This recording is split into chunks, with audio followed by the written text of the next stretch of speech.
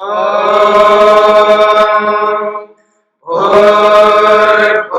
स्वः तत्सवितुर्वरेण्यं भर्गो देवस्य धीमहि धियो यो नः प्रचोदयात्।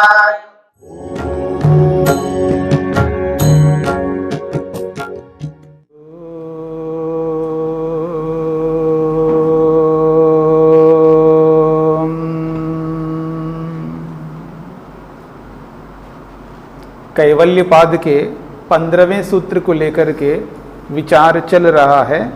वस्तु साम्ये चित्त भेदात् तयोः विभक्तः पंथाः।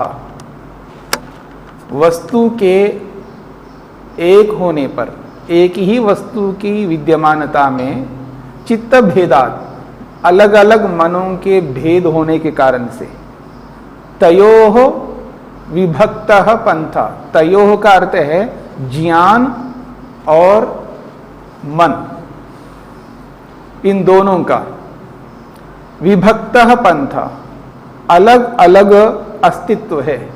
ज्ञान अलग है या मन अलग है या ज्ञान अलग है या वस्तु अलग है। तो वस्तु और ज्ञान में पृथकत्व है, अलगपन है, दोनों का अपना अपना अस्तित्व है। ये महर्षि पतंजलि ने स्पष्ट किया सूत्र के माध्यम से। इसी की व्याख्या करते हुए इसका विस्तार वेदव्यास ने स्पष्ट किया है कि कैसे ज्ञान अलग होता है और किस प्रकार से वस्तु अपने अस्तित्व में अपने आप में विद्यमान रहता है। केवल ये जो निमित्त है, चाहे वो धर्म रूपी निमित्त हो, अधर्म रूपी निमित्त हो, निमित्त का अर्थ है कारण, धर्म कारण हो या अधर्म कारण हो, मूर्खता अविद्या कारण हो या सम्यक ज्ञान तत्व ज्ञान कारण हो, इन चारों कारणों के अनुरूप ही व्यक्ति को अलग अलग ज्ञान उत्पन्न हो रहा है। पर वस्तु तो एक ही है। एक ही वस्तु को देख करके धर्म करने वाले का जो बोध ज्ञान है वो अलग हो रहा है, अधर्म करने वाले को जो बोध ज्ञान हो रहा है वो अलग है। वस्तु एक ही है। और ठीक इसी प्रकार से जो मूढ़त्व में है, यानी अंधकार में है, यूं कहिएगा आलस्य प्रमाद में है, तंद्रा में है, अथवा आप ऐसा भी कह सकते हैं जिसके अंदर निठल्लापन है, उद्यमहीनता है, ऐसे व्यक्ति उस मूढ़त्व के कारण से उसी एक ही वस्तु को अलग ज्ञान होता है उसको। और जब विवेकी व्यक्ति होता है, वैराग्यवान व्यक्ति होता है, वो तत्वज्ञान के माध्यम से उसके पास यथार्थ बोध होता है। उस यथार्थ बोध से जब उस वस्तु को देखता है तो उस वस्तु का ज्ञान एक बिल्कुल ही अलग होता है। यानी चारों को एक ही वस्तु से संबंधित अलग अलग ज्ञान हो रहे हैं। इससे ये पता लगता है वस्तु अलग है और ज्ञान अलग है। ये बात यहां पर महर्षि वेदव्यास ने उदाहरण देकर के समझाने का प्रयत्न किया है। तो इसलिए वो कहना चाहते हैं कि तयोः विभक्तः पंथा। उसकी व्याख्या करते हुए महर्षि लिखते हैं तस्मात्, तस्माद् वस्तु ज्ञानयोः ग्राह्य ग्रहण भेद भिन्नयोः विभक्तः पंथाः। तस्मात्, इसी कारण से, किस कारण से? जिस कारण से एक वस्तु के होने पर चार निमित्तों से, चार कारणों से अलग अलग ज्ञान हो रहे हैं, इस कारण से वस्तु ज्ञान योग, पदार्थ वस्तु और ज्ञान बोध, इन दोनों में इन्हीं को खोला है, वस्तु और ज्ञान को। वस्तु को किया ग्राह्य, ग्राह्य का मतलब है ग्रहण करने योग्य वस्तु, और ग्रहण का मतलब है जिससे वस्तु गृहीत हो रही है वो ज्ञान। तो ग्राह्य का अर्थ है वस्तु और ग्रहण का अर्थ है ज्ञान। तो वस्तु ज्ञान योग, अथवा आप ये भी कह सकते हो ग्राह्य ग्रहण भेद भिन्न योग, ग्राह्य ग्रहण रूपी भेद की भिन्नता से तयो विभक्ता पंथा, वस्तु और ज्ञान में अलग मार्ग है, दोनों अलग अलग मार्ग पर है, यानी दोनों का अलग अलग अस्तित्व है, यह सिद्ध होता है। तो कहते हैं न अन्यः संकर गंध अपि अस्ति, न अनयोः संकर गंध अपि अस्ति इति। अनयो ज्ञान और वस्तु में कोई संकर, संकर का अर्थ होता है घुला मिलापन। जैसे खिचड़ी होती है ना, खिचड़ी, उसमें चावल अलग नहीं होता है और दाल अलग नहीं होता, दोनों घुले मिले रहते हैं, दोनों संगठित रहते हैं, पता नहीं लगता है कि ये चावल है या ये दाल है। केवल दाल नहीं दिखता है और केवल चावल नहीं दिखता, दोनों घुले मिले रहते हैं, इसलिए उसका नाम खिचड़ी है। इसी का नाम है संकर। दोनों का अंश वहां पर विद्यमान है, एक नहीं दिखाई देगा आपको, एक के रूप में केवल चावल नहीं दिखाई देगा, केवल दाल नहीं दिखाई देगा। ठीक इसी प्रकार से संकर का मतलब यह है कि घुला मिला स्वरूप। तो कहा न अनयो हो, ज्ञान और वस्तु इन दोनों में संकर गंध अपि अस्ति, इसमें किसी प्रकार का घुला मिलापन नहीं है, दोनों का मार्ग अलग है, दोनों अलग अलग ही रहते हैं, ये कहना चाहते हैं। अब एक बात महर्षि वेदव्यास कहना चाहते हैं, केवल ऐसा ही हम मानते हो ऐसा नहीं है, सभी ऋषि लोग ऐसे मानते हैं। एक महर्षि कपिल का उद्धृत करते हो कहते हैं सांख्य पक्ष, यानी सांख्य दर्शन जो है, सांख्य जो सिद्धांत है, उस सांख्य सिद्धांत के पक्ष को ध्यान में रख करके अगर आप देखो, पुनः वस्तु त्रिगुणम, तो त्रिगुणम की बात कही है सांख्य के पक्ष को लेकर के। महर्षि कपिल ने सांख्य सिद्धांत को प्रस्तुत किया है। महर्षि कपिल सांख्य दर्शन के माध्यम से सांख्य सिद्धांत को प्रस्तुत किया है। वस्तु त्रिगुणम, वस्तु मात्र को त्रिगुण कहा है। त्रिगुण का मतलब तीन तत्वों से मिलकर के प्रत्येक पदार्थ बना, सत्व, रज और तम,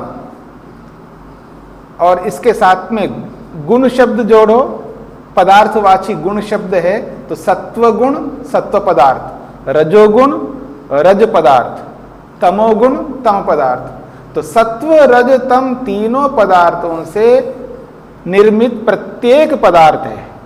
तो पूरा का पूरा ब्रह्मांड और ब्रह्मांड में स्थित हमारे मनुष्यों या विभिन्न योनियों के शरीर, ये समस्त पदार्थ त्रिगुण हैं।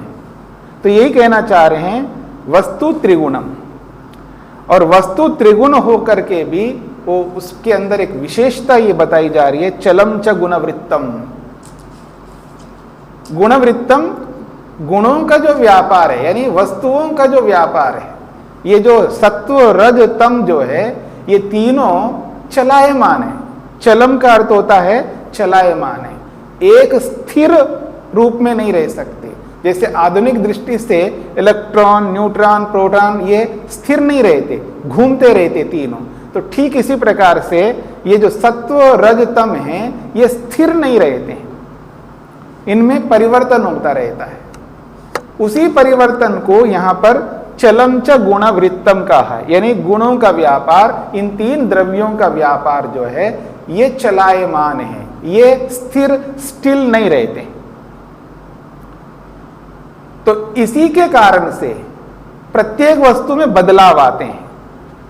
कोई भी वस्तु आप देख लीजिएगा, प्रत्येक जड़ पदार्थ में परिवर्तन हो रहा है। तो स्थूल रूप से जो परिवर्तन है, जैसे मान लीजिए आपने भोजन बना के रखा है, तो उसमें एकदम परिवर्तन आपको दिखाई देगा।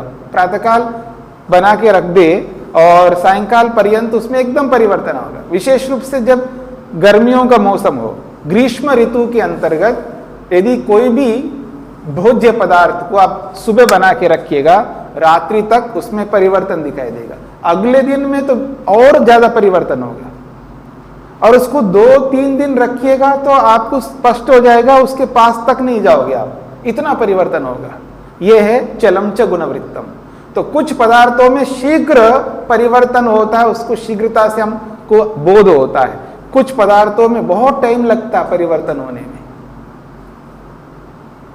बहुत टाइम का मतलब है कुछ ऐसे फल ला के रखिएगा, जैसे सेब, एप्पल है या नाशपाती है, या ऐसे कुछ पदार्थों को ले आइए, फलों को, फ्रूट्स को, उसमें सब्जी की अपेक्षा बहुत देर तक उसमें पता नहीं लगेगा परिवर्तन हुआ नहीं। लेकिन कालांतर में आप देखेंगे 10 दिन, 15 दिन, महीने भर के बाद में आपको पता लगेगा उसमें परिवर्तन है। क्योंकि एप्पल को वो कहाँ से हमारे यहाँ तक पहुँचते हैं, यानी कश्मीर से हमारे तक आने में या हिमाचल से हमारे तक आने में, या अभी तो बंद कर दिया, बैन कर दिया, एक अलग बात है, नहीं तो चाइना से हमारे पास आते हैं या यूएसए से, ऑस्ट्रेलिया से, अलग अलग देशों से ये जो एप्पल आते हैं उसको आने में ही महीने लग जाते हैं, महीनों लग जाते हैं। तो उसको स्टोर करके रखते हैं, कोल्ड स्टोर्स में रखते हैं, तो महीनों महीनों रहते हैं, इसलिए एकदम उसमें परिवर्तन नहीं आएगा। और बाहर निकाल के रखो तो भी एकदम उसमें परिवर्तन नहीं आएगा, उसमें कुछ समय लगेगा। और कुछ और ऐसे पदार्थ होते हैं जिसमें महीनों लग जाते हैं, जैसे घड़ा ले लीजिएगा, वस्त्र को ले लीजिएगा, जो भी वस्त्र बना है, और ऐसे ही आप मकानों को ले लीजिएगा। तो इनमें जो परिवर्तन हो रहा, परिवर्तन तो सभी में हो रहा है, लेकिन कुछ परिवर्तन हमको बहुत समय के बाद में दिखाई देता है, कुछ परिवर्तन तत्काल दिखाई देता है, कुछ महीनों में दिखाई देता है, कुछ सालों में दिखाई देता है। ऐसा ही परिवर्तन आप करते करते देखिएगा, जो हमारी इंद्रियां हैं, हमारा मन है, हमारी बुद्धि है, इनमें भी परिवर्तन हो रहा है, लेकिन इनका जो परिवर्तन है ये वैसे दिखाई नहीं देगा। व्यवहार में थोड़ा थोड़ा हमको अनुभव में आएगा, हाँ अभी मेरे को देखने में कुछ समस्या आ रही है, पर वो मूल इंद्रिय में वो परिवर्तन नहीं है, गोलक में परिवर्तन होगा। लेकिन मूल इंद्रिय में भी परिवर्तन होगा, उसके परिवर्तन को समझना है तो 4 अरब 32 करोड़ वर्ष लगेंगे, तब जाकर के आपको समझ में आएगा। जब प्रलय होने की स्थिति आ जाए, अब कुछ समय के बाद में 2 साल में, 5 साल में, 10 साल में प्रलय होगा, ऐसी स्थिति में जब हम हों, तब हमारे मन में, हमारी बुद्धि में, हमारी इंद्रियों में जो परिवर्तन होगा वही अलग ही प्रकार का परिवर्तन होगा। तो इसलिए चलम च गुणवृत्तम, गुणों का व्यापार, यानी सत्व रस तम, ये जो तीनों को मिलाकर के जो भी वस्तु बनी है वो वस्तु परिवर्तित होती रहती है। उनका आंतरिक व्यापार, आंतरिक क्रियाएं हैं, ये निरंतर चल रही होती है। उन्हीं क्रियाओं के कारण से वस्तु में परिवर्तन होता रहता है। तो जितने भी चेंजेस है ये सत्व रज तम तीनों पदार्थों के कारण से है, यही कहना चाह रहे हैं चलम च गुणवृत्तम। फिर कहते हैं धर्मादि निमित्तापेक्षम चित्तई अभिसंबध्यते। धर्मादि निमित्तापेक्षम, धर्म और आदि से अधर्म और मूढ़त्व और तत्वज्ञान, ये 4 निमित्त बताए हैं यहाँ पर। इन 4 निमित्तों के कारण से चित्ते अभिसंबध्यते, मनों के माध्यम से वस्तु संबंधित हो जाती है। यानी जैसा जैसा निमित्त है उसी निमित्त से जब मन से व्यक्ति उस वस्तु को देखता है तो वस्तु एक ही होती है, पर उस एक ही वस्तु का जो ज्ञान उस मन के माध्यम से हो रहा है वो ज्ञान धर्म के कारण से या अधर्म के कारण से या मूढ़त्व के कारण से या विवेक तत्व ज्ञान के कारण से। तो ये 4 कारणों से व्यक्ति को अलग अलग बोध हो रहा होता है। ऐसा सांख्य पक्ष के आधार पर भी हम समझ सकते हैं। निमित्तानुरूपस्य च प्रत्ययस्य उत्पद्यमानस्य तेन तेन आत्मना हेतुर्भवति। निमित्तानुरूपस्य, निमित्त यानी कारण, यही धर्म अधर्म मूढ़त्व और तत्वज्ञान, इन निमित्तों के अनुरूप ही उत्पद्यमानस्य प्रत्ययस्य, उत्पन्न हुआ ये जो ज्ञान रूपी प्रत्यय है, इसको या इसका तेन तेन आत्मना, उसी स्वरूप से, मतलब जिस स्वरूप में वो ज्ञान उत्पन्न हो रहा है उसी स्वरूप से हेतुर्भवति, वो धर्म अधर्म मूढ़त्व और सम्यक ज्ञान कारण के रूप में प्रस्तुत होता है, जैसा जैसा ज्ञान होता है। अब इस बात को सुनने के बाद में एक और बात उपस्थित की जा रही है। जो दुनिया में अलग अलग मंतव्यों को रखते हैं ना, उनके मंतव्यों में से एक मंतव्य हमारे सामने स्पष्ट किया था। वो एक मंतव्य था कि बाहर के कोई भी पदार्थ आप देख रहे हो, कोई भी वस्तु देख रहे हो, वस्तु वास्तव में नहीं है, ये स्वप्न तुल्य है, केवल ज्ञान ही ज्ञान है। एक मंतव्य आपने सुना। अब दूसरा एक मंतव्य आ रहा है क्षणिकवाद। क्षणिकवाद का मतलब, इस पर आपने पहले भी सुना है। क्षणिकवाद क्या होता है? वो ये मंतव्य रखते हैं, उनकी ये मान्यता है, कोई भी वस्तु को तो मानते हैं, पर कोई भी वस्तु स्थिर नहीं रहती है। अर्थात जिस वस्तु को जिस क्षण में हम देख रहे हैं, बस वो क्षण भर के ही लिए रहती है वस्तु भी क्षण भर के लिए और देखने वाला भी क्षण भर के लिए। हाँ, ये विशेष बात है, ये याद रखिएगा। यानी देखने वाला भी क्षणिक है और वस्तु भी क्षणिक है, दोनों में परिवर्तन है। उनका मंतव्य ये है, प्रत्येक वस्तु क्षण भर मात्र के लिए होती है। प्रत्येक वस्तु केवल उसका जो लाइफ है, उसका जो जीवन है, केवल एक क्षण के लिए। अगले क्षण में अगली वस्तु आएगी और अगले क्षण में अगली वस्तु आए तो अगले क्षण में देखने वाला भी अगला आएगा। मतलब देखने वाला भी क्षणिक है और वस्तु भी क्षणिक है। ये मंतव्य है, ये मान्यता है लोगों की। तो उसी मान्यता को ध्यान में रखते हुए एक बात कही जा रही है, केचिद आहु, कुछ लोग ऐसा कहते हैं। क्या कहते हैं? ज्ञान सह भू एव अर्थो भोग्यत्वात् सुखादौ इति। वो कहते हैं ज्ञान सह भू एव अर्थ, ज्ञान के साथ साथ अर्थ, पदार्थ, ये जो वस्तु है ये ज्ञान के साथ साथ होती है वस्तु। क्यों? भोग्यत्वात्, भोग्य होने के कारण से। सुखादिवत, जैसे सुख है दुख है, जैसे सुख दुख जो है, ये सुख और दुख ये दोनों भोग्य है, हम इनको भोगते हैं। कोई सुख भोग रहा है तो कोई दुख भोग रहा है, कोई दुख ज्यादा भोग रहा है तो कोई सुख ज्यादा भोग रहा है, कोई सुख भोगते भोगते दुख में आ जाता है लेकिन दुख उसको कम मिल रहा है, कोई दुख ज्यादा भोगते भोगते सुख में आ जाता है, सुख भोगने लगता है पर उसको सुख कम मिल रहा है। तो ये सुख और दुख जो है दोनों भोग्य वस्तु हैं, यानी जिनको भोगा जाता है। जैसे सुख दुख को हम भोगते हैं और ये सुख दुख अपने आप में थोड़ा आएंगे, ये वस्तु के साथ रहते हैं। जिस वस्तु का हम उपभोग करते हैं उस वस्तु से ही हमको सुख मिल रहा है या उस वस्तु से दुख मिल रहा है। तो वस्तु के साथ ही सुख और दुख दोनों रहते हैं। तो इसलिए कहना चाह रहे हैं ये जो ज्ञान भी है ये भी भोग्य है, ये भी भोग्य है, ज्ञान का भी भोग हम करते हैं, ज्ञान से भी हम सुख ले रहे होते हैं। तो इसलिए कहा जैसे सुख दुख होता है, ये सुख और दुख वस्तु के साथ रहते हैं, ठीक इसी प्रकार ये जो ज्ञान है ये भी वस्तु के साथ रहता है। केचिद आहु, कुछ लोग ऐसा कहते हैं। तो कहते हैं ते एतया साधारणत्वं बाधमाना पूर्वोत्तर क्षणेषु वस्तु रूपम एव अपहनुवते।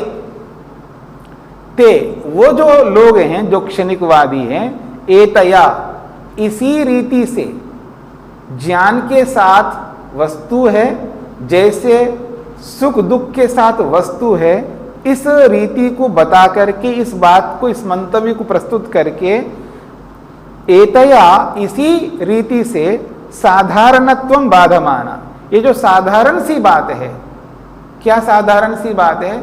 सभी लोगों के लिए वस्तु एक ही है, उसमें कोई बदलाव नहीं हो रहा है, ये साधारण सी बात है। सभी लोग अनुभव करते हैं कि जिसको मैंने देखा उसी को दूसरा देख रहा है, उसी को तीसरा देख रहा है, उसी को चौथा देख रहा है।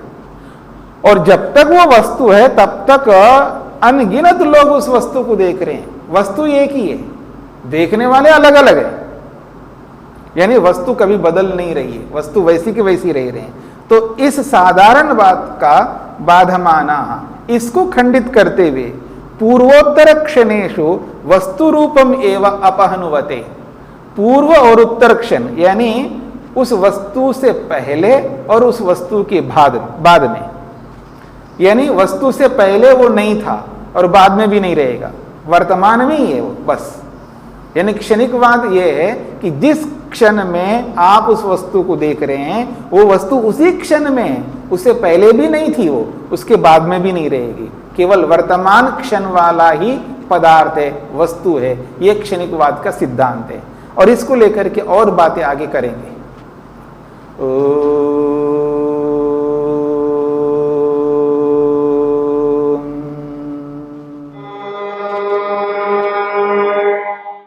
द्यौः शान्तिरन्तरिक्षं शान्ति पृथिवी शान्तिरापः शान्तिरोषधयः